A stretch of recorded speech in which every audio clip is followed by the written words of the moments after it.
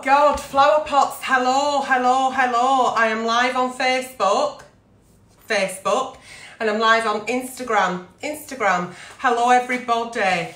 Here I am. Oh good God, I don't know how this is going to go. I broke my tripod, so I've had to use some super glue. So I'm just hoping that everything goes okay. One lady said, I saw you Wednesday night or night time in LA and you look like you were cross-eyed. I don't really know which camera to talk into, but we're going to do Sunday service and we're going to give it our best shot. Yeah? Fuck a duck. Okay, so before we start Sunday service, I did the Hope Ball last night for the charity that is Papyrus UK. Which tries to help people who are going through mental health problems, and it helps our young people in prevention of suicide. Now, I posted a picture of myself last night, and I actually thought that using my platform with having 1.5 million people was a good thing. I thought that, you know, there's not enough out there about raising awareness of certain charities. I thought that me using my platform and hosting the event, free of charge obviously, because it's charity, you'd be surprised how many people would have wanted paying.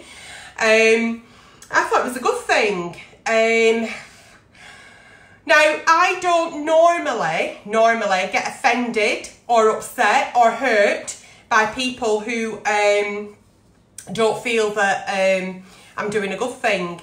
I think everyone's entitled to their opinion. But fuck me, Pink, I've had nothing but trolls this week. Thursday, I went and got my hair done. I had it done a lot lighter. The reason for this is because I'm 45 now and I have a lot of grey hair, alright? And it grows every 2 weeks. So I thought the lighter I go, the more it might blend and it might not look as dramatic, okay? The hate I've got for that, apparently, I just like showing off now, and I think I'm right fit, and I'm not, and yeah, so I got a lot of hate about my new hairstyle. And then last night, I took a picture on the flower wall before I went into the event, which I was the host of, and we had a fantastic evening, and we raised lots of money for the charity. I got a lot of hate for that as well, because apparently it was a PR stunt. Was it fuck? Was it actually fuck a PR stunt? I've never done anything as a PR stunt. Fuck me, Pink. No. I stood against the flower wall, I smiled, I was happy to be there, beyond privileged and humbled to have been asked to host an event that may raise money for young suicide. I don't know what I did fucking wrong. And at the minute, I can't seem to do right for doing fucking wrong.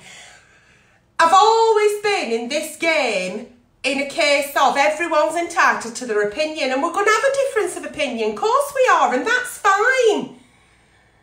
But Jesus Christ Almighty, when you actually tell me that I'm not funny, I'm showing off, I'm fat, I'm vulgar, my dress was disgusting, why am I smiling at such an event? What? Really? No, I'm sorry. Now, I've had a couple of these people message me through other platforms because what I've started to do is I just block them. I just block them and I ban them. I ban them from my page. And then they're coming to me through other channels saying, why have you blocked me? Can you not take criticism? I can take criticism when it's constructive criticism. But when it's just telling me that I look like a pile of fucking shit, why the fuck do you want to follow me? Why do you want to look at me? And why the fuck do I want to soak up your bad vibes? Why? It's absolutely fucking not necessary to me or to you. Do something you enjoy. If this is your last day on God's green earth, then don't do it following me if you don't like me. It really is. So that's why I block, and that's why I ban you from my page. Now, can I also say, if I've ever reviewed a product in the past and it's been for a company, don't be giving me the shit. Go to the company who actually make the product. I just fucking review it. It's not my company, it's not my brand. I've not stood there on Dragon's Den trying to get fucking 50% for, you know, 50 grand for 5% of my company. I just review it, okay? Also, can I say, I can't help it if I fucking review a product and it's good. If I review a product and it's good, I'll tell you it's good because it's my job. But believe me, I'd say that 75% of my reviews where they're a shower of shite, and that's why I tell you they're a shower of shite. I buy and try so you don't have to. Now, I'm going live today on Instagram, good morning, and on Facebook, good morning. And if I do look cross-eyed, as quite a few people have said, I'm sorry, but I'm trying my fucking best. I do this all on my own, okay? And showing off, really. I mean, last night's nightie, I've got porridge down my front. I've literally washed my face and that's it. And my hair's stuck up in a bobble. That's how much I like to fucking show off. You've seen me in all different states of undress. You've seen me morbidly obese. You've seen me now obese. You've seen me in the gym sweating my fucking tits off. You've seen me crying. What exactly am I trying to show off? The fact that it's not easy, but the health benefits are incredible. The fact that I've had my hair done. The fact that I've put a frock on. Get fucked. And without further ado, we are now here for Sunday service, okay? So if you don't want to watch, you don't want to follow, off you fuck now. It's as simple as that, okay? So I'm going to do Sunday service on both platforms, see how it fucking goes, suck it and see. I've had to glue my tripod together because I broke it. Nothing wrong with fucking tripod, I'd give it a 10 out of 10.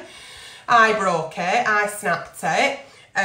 So here you go. So, right, let's start with today's Sunday service. Thank you very much for joining me today, if you are a true flower pot. If you're a troll as well and you're just watching because you want to put bad comments on here, that's absolutely fine. You crack on and do what you do best. Oh, I've got the gorgeous Hannah Stredder just joined. Can I just say, this young girl is absolutely amazing. What a voice. Hannah, I absolutely fucking adore you, and when you start going round singing, I'll be your biggest fan. Right, what happens on Sunday service? The same as the night time in Ellie. Hopefully we don't get the same as what happened on Wednesday night, because I was so hot. How hot were I Wednesday night and night time in Ellie? I nearly passed out. When I stood up after night time in Ellie, I've been sat in a big ball of sweat. Anyway, Antonelli, you missed my comment, says Bakewell404. Put it again. So, good morning. Give me a like, give me a love, give me a share. Let me know where you're all watching me from. Okay, so I don't know what I'm going to read till I open it up. It's open. Let's go. It's all anonymous. It's off the cuff and it's Dear Antonelli. Giving advice. Take it or fucking leave it. Dear Antonelli, my boyfriend's best friend is a woman. Okay. She keeps rocking up here, there and everywhere. It wouldn't surprise me if I was to wake up next to her one morning. She's really getting on my tits now. Oh, I know how that feels. We went for a meal and she pulled up a chair, so I stood up and said, have a lovely evening. 3 is a crowd. She just laughed and my boyfriend didn't come after me. I think there is more of a spark between them than we have. Am I being paranoid or am I right to think she's after him?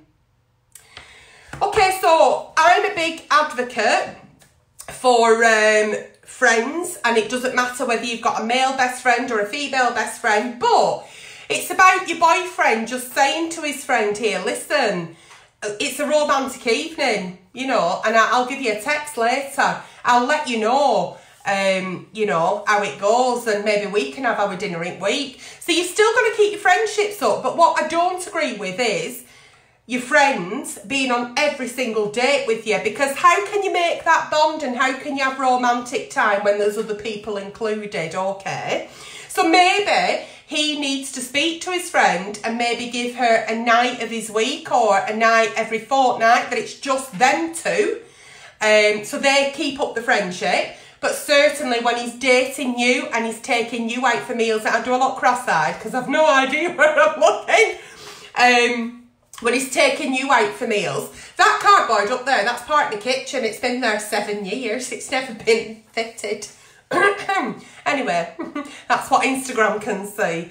That's all I'd say there. It's about us. It's nice to meet your partners, girlfriends, boyfriends, best friends, whatever. It's lovely. But I think there is a time to be a couple, okay? So I think you just need to say to your boyfriend, look, when are we going to get time for me and you? When are me and you going to get some time? And he needs to have a little quiet word with his best friend. I think that's the right advice. Dear Auntie Nelly, I've been seeing a guy for about 6 weeks now. We met online and it's going okay.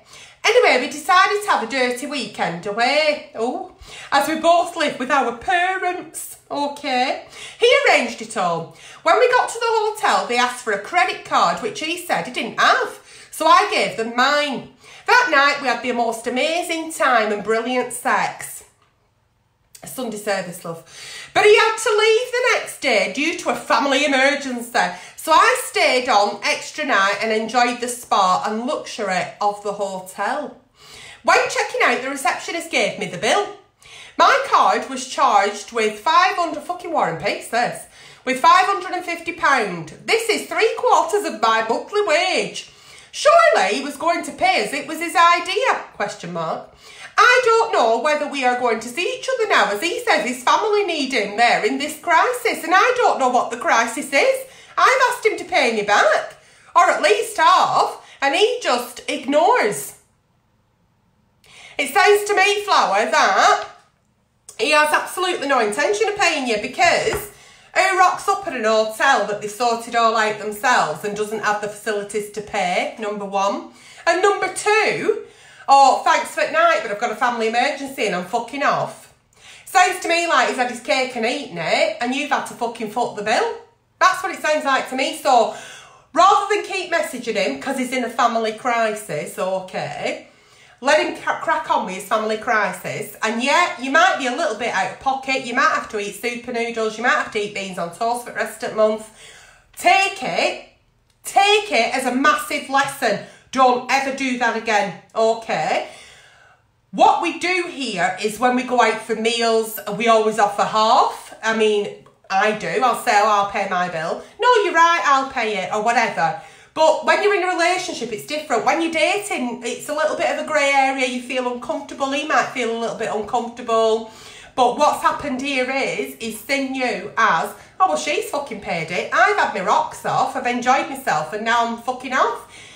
He's not saying anything like, I know you've paid the bill, or he's not telling you what the family crisis was. So to me, unfortunately, I'd be taking 10 steps back and letting him now approach you, okay?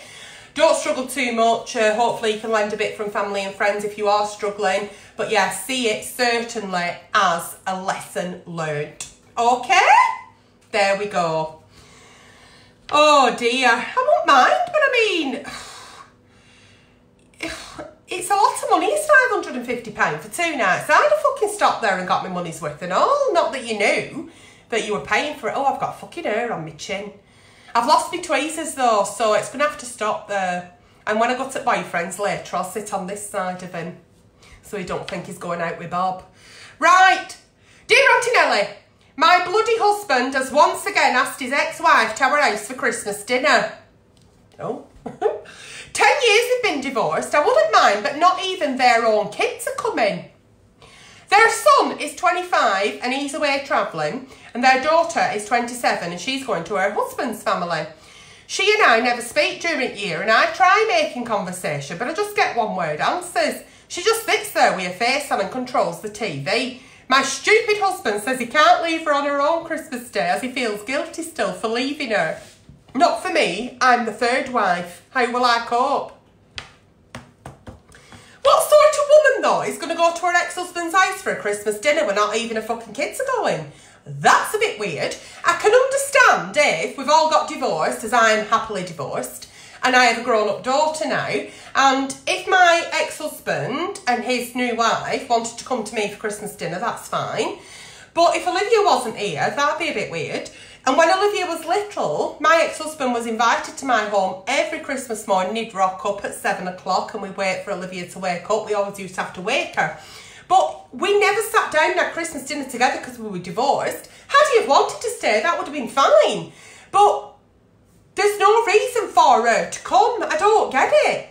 What's she coming for? Her grandkids aren't there. Her kids aren't there. She's just coming rocking up on Christmas dinner, having all your fucking Christmas lunch, stuffing herself, watching Queen's Speech and Snowman, and you're running around like a fucking dickhead for his fucking ex-wife because he feels fucking guilty because he cheated on her. I'm sorry, sweetheart, but you really need to make this the last Christmas that boring old bitch comes round. She don't say fucking nothing. One word answers. Does she not even fucking get involved in charades? Nobody likes playing charades, but it's fucking Lord Christmas, isn't it? Oh no. This is what I do, right? I'm just gonna have a bit of black coffee. I'm fucking knackered today. Let's pretend she's called Shirley. Hiya Shirley, how you doing? Merry Christmas. Come in, get a sherry, sit down, put your feet up. Here's TV remote, because I know you like it. There you go, you crack on, Flower, and there's Radio Times. Other magazines are available. And then, crack on making your dinner and say things like, oh, such a body's travelling, he's having a good time. Oh, daughter's with husband, that's it. You don't have to keep coming here for your Christmas dinner every year. Do you feel like you have to? Because we don't mind. We're thinking of going to Jamaica next year. Plant the fucking seed that you're not going to be here. So she'll have to make her own fucking dinner, won't she? Or has she no friends and no family? I don't know about this, but I mean, I've always got an empty chair at the Christmas table because it's something we grew up doing. My mum always used to say, I don't want anybody on their own at Christmas. There's always been an empty chair at our table, and I know people might think it's a bit strange, but if there's 4 people coming, I'll set for 5. So if anybody is ever on their own, they're always welcome to my house for the Christmas dinner, not a fucking problem. But the fact is, it's his ex-wife, he's doing it because he feels guilty and not even fucking kids are coming. That's fucking damn sight weird. And I don't know why she doesn't feel uncomfortable. Why don't she feel uncomfortable doing that? I'd be saying, thanks for offer, but kids aren't coming, so I've got my own arrangements. Am I wrong? Am I wrong? Am I being a dick? Am I being a bit of a dick about it? But it's nice that you can remain friends with your exes. It's lovely, but... So yeah, so plant the seed while she's watching Snowman, getting sick on caramel toffees out at Rose's box. Other chocolate boxes are available. And just say, we're thinking of going to Jamaica next Christmas. Have you ever been away at Christmas, Shirley? Plant the fucking seed. For fuck's sake, don't let her say, no, I haven't, I'd love to come. Fuck me, Pink. Think about a third wheel. Right. Dear Auntie Nelly. Oh, nearly dropped the phone. I can't actually believe I've met the girl of my dreams. I love me. She's 27 and really beautiful, and I'm 33. But I've been hiding something from her. I have a prosthetic leg. We've been together for just over 4 months, and she's now dropping hints that we should start a sexual relationship. But I've told her we should wait for the night. No, I need bifocals, I think. Wait for the right time, as I want it to be special things. If we do have sex, she'll find out I have a false leg. How do I tell her without freaking her out or making her run away because I can't run after her? Hey, fuck a duck. When you met this lovely lady and you've gone, oh my God, I can't believe me luck. She's beautiful, she's ace. You've been doing whatever you do, going out on dates, meeting up, texting, whatever. The fact that you've waited 4 months, I commend you for that. Because I sometimes can't wait 4 minutes. Anyway, we don't need to show our full slagginess, do we, Auntie Nell? No, we don't. We've already showed our facial hair. That's enough drama. Right, so what I would say there is, she may know, she may already know, okay. The fact that she wants to have a sexual relationship now and she wants to move on in the relationship means she absolutely adores you and she fancies you. And I think the fact that she's waited is lovely. So, just tell her, just say, listen, Flower, I absolutely adore you. You're the most beautiful girl in the world. Can't believe me luck. There's something I've been hiding from you. And if she says, I know, chances are she'll probably say, I know, and it's really not a fucking issue because I'm not a shallow cunt. Or she'll say, what? Oh my God, you're not already married? Or, you know, because saying it like that could sort of like shock certain people. And just say, look, I've got a prosthetic leg. is that going to be a problem? And I'm sorry that I haven't told you. It's just that you're so beautiful that I thought that if I told you, you might not want to go out with me. What's that banging noise, Nelly? Sorry, it's super glue. I'll put it down. I had to mend my tripod. So, you know, just, I mean, I'm not being funny, but you're going to have to tell her at some point, and the sooner the better. And if she does run away or find it offensive or whatever, she's not the girl for you, no matter how beautiful she is, sweetheart, because it is what it is. I mean, what if my gorgeous boyfriend, who I absolutely adore more than life, had an accident? I won't say, oh, well, sorry, I can't go out with you now and I don't love you no more because you've lost a finger. Don't work like that. So please, please, please, the sooner the better. And there's fuck all wrong with having anything prosthetic. There's some people out there who have no legs at all. And everybody deserves to be loved. And she'll love you for you if she's the girl that I think she is. And then maybe you can get your leg over. I'm a comedian, did you not know? Dear Auntie Nelly, my mum and dad were married for 35 years and I am one of 3 kids.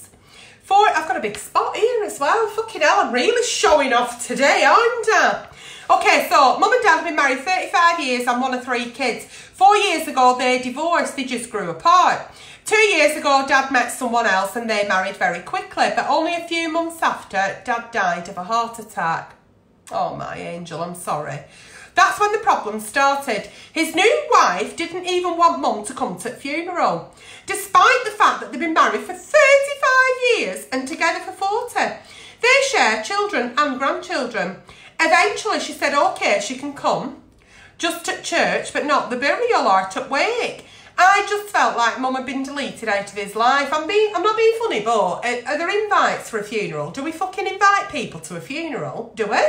I thought anyone could go to a funeral. It's in Rosendale Free Press every Thursday. Who's fucking died, I get Rosendale Free Press and who's dead, who's got wed and who's not got a TV licence. I fucking love it. And if somebody's died, you turn up just to show your respects. It's not a fucking funeral, is it? An invite. It's a funeral, it's not a wedding. Right, okay, well anyway, I just feel like Mum's been deleted out of his life, absolutely. Whenever anybody tried to ask about Mum, she would just cry hysterically and play the grieving widow. She sounds like a right fucking dick. Wank splat, she sounds like a wank splat. And anyway, finally, she's now going through her old dad's belongings, and the only thing I've asked for is a picture of my dad when he was a baby with my grandma. But she says she doesn't know where it is and she thinks she might have thrown it out. Oh, fuck. I'm so upset I want to go around, but she says she's not home or it's inconvenient. Auntie Nelly, the stress is really making me ill. What should I do? Dear. Dear, dear, dear. Your dad's passed away. Mum was pushed out. And your memories of Dad will be with Mum because it's all you've ever known. Mum and Dad grew apart. They got divorced. Dad found a little bit of happiness. Unfortunately, then he passed away. All you're asking for is a picture. But do you know what? Do you know what?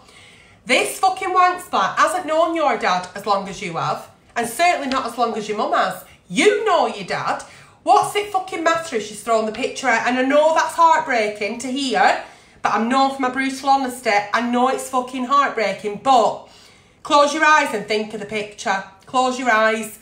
You've got memories stored in here that bitch will never have. She was 2 minutes in his fucking life. 2 fucking minutes. It means fuck all. You're his kids. That were his wife. She bore his children. She's got nothing. Nothing at all than what you have. So believe me when I say they can take them away. They can. They go upstairs and they wait for us. But we have all the memories in here and in our heart. And unfortunately for her, the way she's going, she's not going to have anybody. She sounds vindictive. She sounds nasty. And you don't want that kind of person in your life. You've asked for the picture. She hasn't given it you. She doesn't want to give it you. Let her fucking crack on with a miserable life. And you look after Mum, look after your siblings, look after your children. And I'm sorry that you're not going to get that photograph. I mean, fucking hell, that's all you've asked for. But yeah, I'm sorry. But it looks to me like she's no interest in giving it you. And you're just going to have to take this one on the chin. okay? Remember Dad as he was, as your loving dad to your loving mum, as a loving family, and cherish those memories. I don't know what else to say there, because fucking heartbreaking. You only asked for one picture. Fancy telling folk they can't come to a funeral. If I die, I will die one day, but if I die like whenever, when I die, it's better starting off like, I've not had enough fucking coffee. When I die, right, when I go, ta-ra, now I'm off. Anyone can come to my funeral, it don't matter. Whoever wants to come, can come. Yeah, just come. Just, on my day, my funeral, right, I want everyone to be right, like hysterically crying and be right sad. And if anyone wants to throw themselves in after me, they can. I want it really dramatic. But then day after, just crack on. Just crack on. Yeah, and I just think that's... please don't come and be dramatic and throw yourself in after me. I just think it'd be quite funny if you did. I'd be watching from... Like, I won't be up there, would I? Be fucking down there. I'd be down there even more hot than I were on Wednesday night. But yeah, whoever wants to go to a funeral, pay the respects. They should do, absolutely. It's a very personal, private thing, and you don't send invites. Am I wrong? Am I wrong? Do we send invites now for funerals? No. Okay. Dear Auntie Nelly, I've got a friend and a job. Oh, no. I got a job. No, I got my friend a job where I work. I think super glue's gone to my head. It's only factory work, but it suits me and I can work shifts around the kids. Thing is, my friend was begging me to get her a job, and now she has it. She's always ringing in sick. Oh, Christ. My boss keeps saying, oh, your friend's sick again. Yes, we are friends, but how is it my fault when she's not there? I feel like not going to work anymore as I watch the clock and pray she will come in. I feel responsible when she phones up because I gave her a glowing reference. What do I do? I wish I kept my mouth shut now. I didn't think she was this lazy. Right, so you've done everything that you think you should do for your friend, okay? She said, is there any jobs going? And you said, there is, yeah, absolutely, yeah, I'll get you in. I'll get you an interview. When she's actually coming to work, how she conducts herself in the workplace is no reflection of you, and your boss is wrong for doing that. Your boss is an absolute dick. It's not your fault. What you have to do is turn up for your shift, do your work and go home. Get your bills, get your wage, pay your bills and look after your fucking kids. You've done your bit. At the end of the day, there's fuck all that you can do about it. You can't drag her to work and you can't make apologies for her mistakes or her the way she conducts her life, okay? So you can only say to her, listen, you're phoning in sick a lot, are you okay? I'm concerned because I'm your friend. And see what she says. And if she says a mill all the time, say, well, do you think this job's for you, lovey? I know that, you know, you really wanted a job, but do you think you're well enough to have one? And go about it that way, then you're not pissing off your friend, you're not going to fall out about it. But all you can do is really, all you can actually do is turn up for your job. And when your boss next makes a comment like, oh, your friend's sick again, just say, tell me about it. I have no idea what's going on. And crack on. And that's it. So something's wrong with the sound on Instagram apparently. I don't touch tripod because Gorilla super glue brush and nozzle has super glued it as it is and I don't touch it. Anyway, there we go. Dear Auntie Nelly, I am in loads of trouble. Oh dear God, here we go. I've slept over at my friend's house after a night out. Anyway, I left my very I love it when they go anyway, because they go, I'm writing to Auntie Nelly and they think she doesn't like War and Peace and they shit themselves. Anyway, I left my very expensive bracelet there, okay? My boyfriend bought it me for my 30th. I texted her and said, please keep it safe and I'll come and pick it up. Without asking me, she wore it to a party and lost it. Now she's saying she's really sorry, but she can't afford to replace it. My boyfriend keeps asking me where my bracelet is. So far, I've lied to him, which I hate lying to him, because I don't want him to get upset or angry. What should I say to my friend and how do I go about telling your boyfriend? Oh, fuck a duck and make it cluck. Right, okay. Please don't tell your boyfriend you've lost it because that's lying. You already feel guilty about lying. So just say, listen, Flower, do you know that bracelet that I absolutely fucking adore? You bought it with me there, so I love it, yeah? Well, I left it at Fanacapan's house and I told her to keep it safe and you'll never guess what she did. She fucking wore it to a party and she's lost it. She's lost my bracelet. I can't believe it, cheeky bitch. And he'll say, we might be able to claim on house insurance, or he'll say, fucking hell, what did you do that for? And he might have a bit of hot air for 5 minutes and then say, do you know what? It is what it is because there's worse things that happen at sea. But your friend, has she really lost it or has she sold it or is she just fucking keeping it? And what kind of friend does that? Because I've had coats left here after parties and umbrellas, even fucking $2.99 umbrellas from a pound shop. Why are things $2.99 in a pound shop? I've no idea. That's something that keeps me awake sometimes. And I've phoned my friends and said, you've left your brolly. Oh, don't worry about it. We're only $2.99. Keep it. And it's been put in boot at the car or I've lost it. But you tell your friends, I found such a thing. You shouldn't have to tell your friend that you've left your bracelet, should you? No. So the fact that she said, yeah, I'll keep it safe, and then she's wore it and not asked your permission, knowing that you've left it, you're worried about it and it's expensive. Because if your friend's your friend, you'd say, guess what? Such a body's bought me for my birthday. It's lovely, isn't it? Oh. So I don't think she's much of a friend, really. I think, you know, she needs to do a lot more than say sorry. And I think, really, your friend needs to come round and tell your boyfriend what she's done. But the sooner you tell him, the better, because every time he's going to ask you where that fucking bracelet is, you're going to be shitting yourself. And I think it is really fucking cheeky her wearing it to a party like it's hers. In some countries, she'd have had her hand chopped off. Dear Auntie Nelly, I wish you was my mum. Oh. My mum never stops moaning and shouting and having a go. She always has a face like a slapped ass and thrives on other people's bad luck. She calls everyone and now my friends have stopped coming round to house because mum is such a dick. I told her this and she just said, oh, well, good, it'll save on tea bags. I'm 19 and just don't like her. Please, can you adopt me? Oh, little sweetheart. Right. Teenage girls think the mums are dicks. Teenage girls think that if mums are not dancing to Wham at 3 o'clock in the morning and they'd rather be out with Hoover or Siffin, that we're boring and we're moaning and, you know, why is mum moaning at you? Why is she shouting at you? What are you doing as a daughter? Are you not being a good daughter? The fact that your friends are not wanting to come round, that's fine. It won't be any skin off my nose, clean her house. But believe me, there could be all sorts of problems going on in mum's life that she's not dealing with, okay?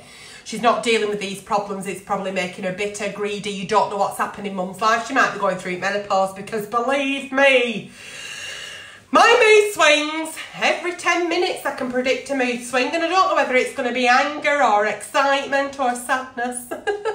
So, yeah. Now, what I will say is, sit down with mum and just say, Mum, I'm worried about you, I love you. And what's the matter? You're just not happy. Can we do something? Can we go out for a day? Can we make, you know, can we make each other happy? Because there's something going on in mum's life and she may be coming across as shouting and moaning and you think she's a dick, but she may be actually protecting you from what's actually going on. And the fact that you're 19 now, try and make, that'll be the coffee. Try and make friends with mum and try and help her. It sounds to me like there's a lot going on there, okay? No, I won't adopt you because you've got a mum and she loves you and there ain't nobody on God's green earth as good as your own mum, okay? But if you want your Auntie Nelly anytime, here I am, okay? So feel free to write at any time, but yes, certainly. Try and make friends for your mum, keep your friends out the house, see what's going on and don't be such a dick yourself. Dear Auntie Nelly, when I fell ill at the end of last year, nobody wanted to know me. I thought friends and family would help me, but they didn't. People just seemed to ignore me overnight. That old chestnut. Surprisingly, the one person who stuck around me and did all my shopping and hospital visits was a work colleague who I am now really close to. Now I'm on the mend, people are coming back out the woodwork. I think they just want to be invited to my party in January, as I usually fly everyone somewhere really nice and foot the bill. I'm tempted to say, in my own words, and no, in your words, no flower off your fuck. But part of me misses them. What would you do? Do you know what? It's a good dear Auntie Nelly this, because for nobody that knows, I had a stroke when I was 37, and it left me right-sided weakness, disabled. I lost my sight, lost my speech, couldn't swallow, and I was in a wheelchair for quite some time, and I don't know if anybody knows that, and if you do, I'm sorry if I'm fucking boring you. But yeah, so I remember being pushed around Tesco's, and the people that once would stop and have a chat sort of ran down other aisles, averted their eyes, pretend they didn't see me.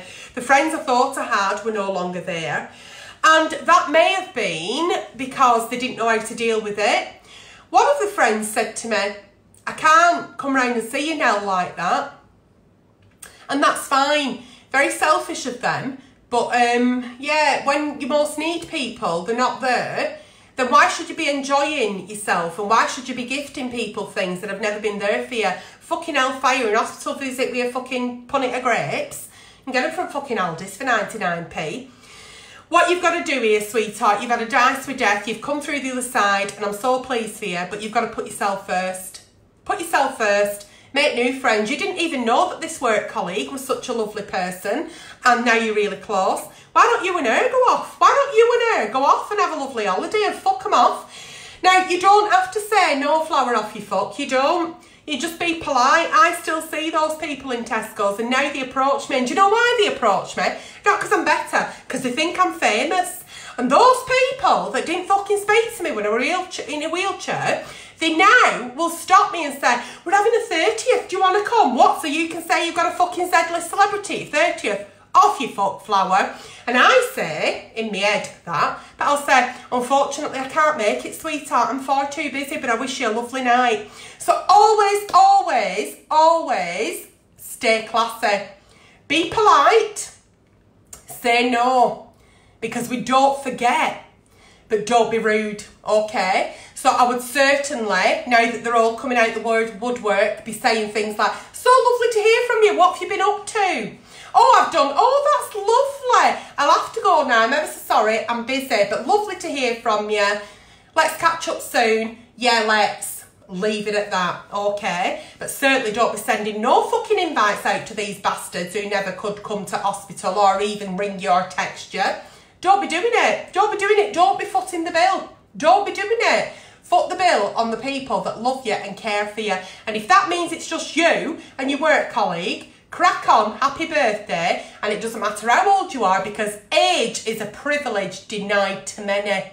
And that, flower pots, has been today's Sunday service. I hope you've enjoyed it as much as I have. It's absolutely pissing it down outside, so I'm going to try and get Hartley Blue round block. He'll be crying. As soon as he sniffs rain, that's it, he's off in his bed, not outside. I'm going to try and walk him round block, then I'm going to pack a bag and I'm going to go over and stop with my boyfriend for 2 days. I'm going to have 2 days off. We both took a little bit of time off, and we're going to spend 2 glorious, lovely days together. And yeah, I'm just going to have a right nice time.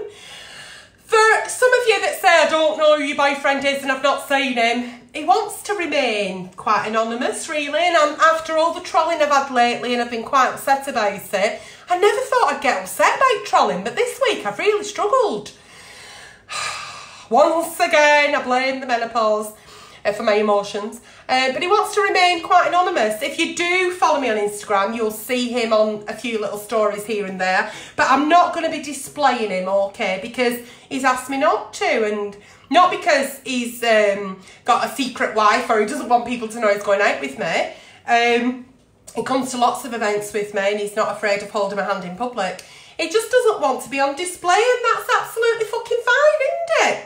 So, there we go. That's been today's Sunday service. I will now see you next for Night Time with Nelly, upstairs in the room where lots of magic happens. But today and tomorrow, lots of magic will be happening in the boyfriend's house. I've got my own drawer now though, you know, I've got my own drawer where I can keep my own stuff. So there we go. Whatever you do with your Sunday, please, please, please enjoy it. And if you do work in services and you provide a service to us today, thank you very, very much.